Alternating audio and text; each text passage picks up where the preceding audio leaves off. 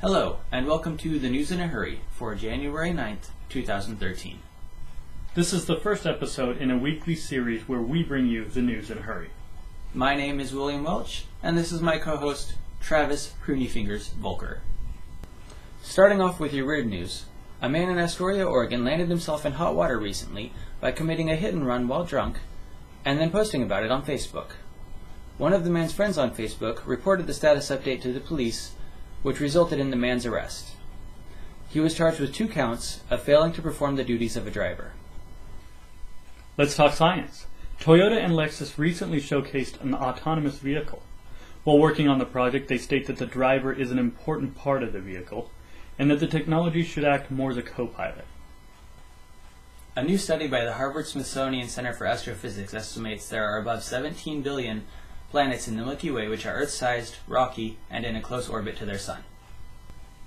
A group of 200,000 researchers have sifted through data from NASA's Kepler Space Telescope and found a Jupiter-sized planet orbiting a nearby star. Notably, the planet falls within the star's habitable zone. The habitable zone is a region of space in which water will neither freeze nor boil, making it a possibility for life as we know it. A giant squid was caught on film in its natural habitat for the first time by the Japanese Science Museum, while they were working with Japanese broadcaster NHK and the Discovery Channel. The footage was captured from a submersible at a depth of nearly 2,000 feet. In 2011, a group of scientists suggested the hypothesis that wrinkled fingers help humans manipulate objects in water. Recently, at Newcastle University in England, researchers tested this hypothesis, and the results indicate that pruny fingers do in fact help humans manipulate wet objects.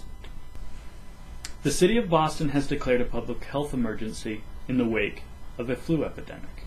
There have been 700 cases reported since October 1st. This is 10 times the number reported during the last flu season. So far, the flu has taken the lives of 4 elderly. Boston Mayor Thomas Menino urges residents to get a flu vaccine and to stay home from school or work if they are ill. In the economy, stocks rose greatly on January 1st after the passage of the fiscal cliff plan. This increase brought the Dow Jones Industrial Average up 200 points on that day. Transitioning to government. After nearly 2 months, Congress has finally passed a bill to help the victims of Hurricane Sandy. It raises the borrowing limit of the National Flood Insurance Program by $9.7 billion.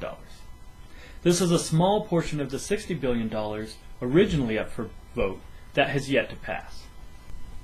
President Obama recently appointed former Senator Chuck Hagel as the Defense Secretary.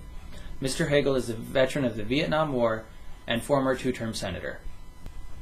Representative Jose Serrano of the 15th District of New York has referred to the House Committee an amendment to the Constitution to remove presidential term limits.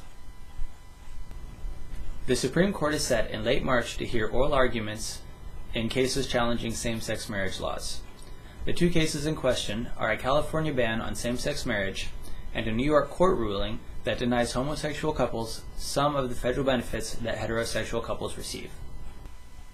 An Orlando couple faces fines amounting to $500 a day for having a garden.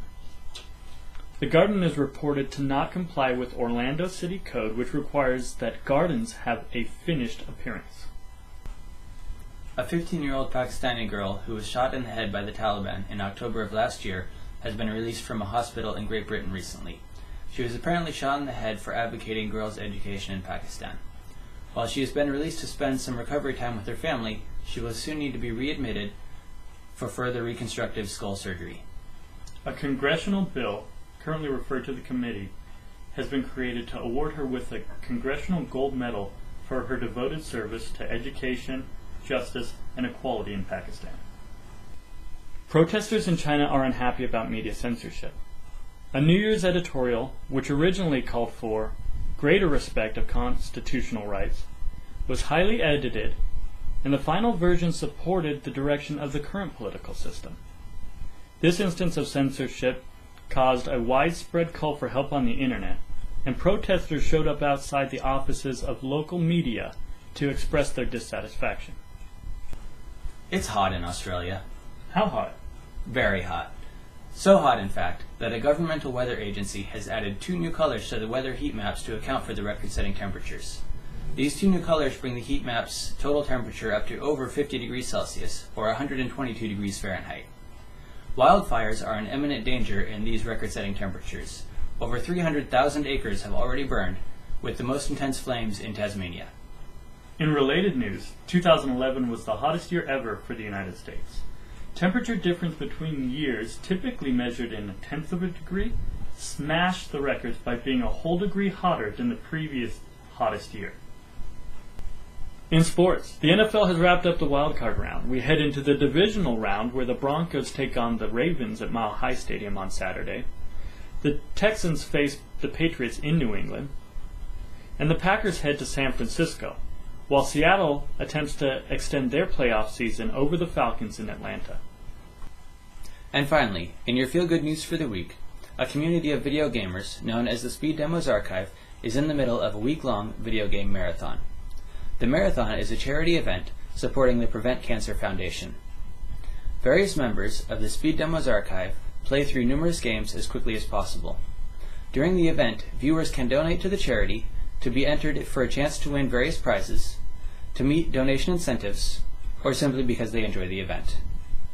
In its 4th day of the week-long event, the Speed Demos Archive has already raised over $150,000.